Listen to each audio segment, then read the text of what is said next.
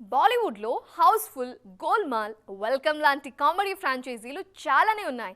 కానీ సౌత్లో మాత్రం యాక్షన్, హారర్ ఫ్రాంచైజీలు తప్ప కామెడీ ఫ్రాంచైజీలని మన దర్శకులు పెద్దగా ట్రై చేయలేదు. ఈ లోటు నేను తీర్చేస్తా అంటున్నారు young director Anil Ravipudi.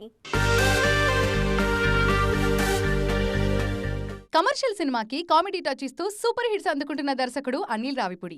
Star హీరోలతో కామెడీ ఎంటర్టైనర్స్ రూపొందిస్తున్న అనిల్ పొంగల్ బరిలో సంక్రాంతికి వస్తున్నాం సినిమాతో ఆడియన్స్ ముందుకొస్తున్నారు.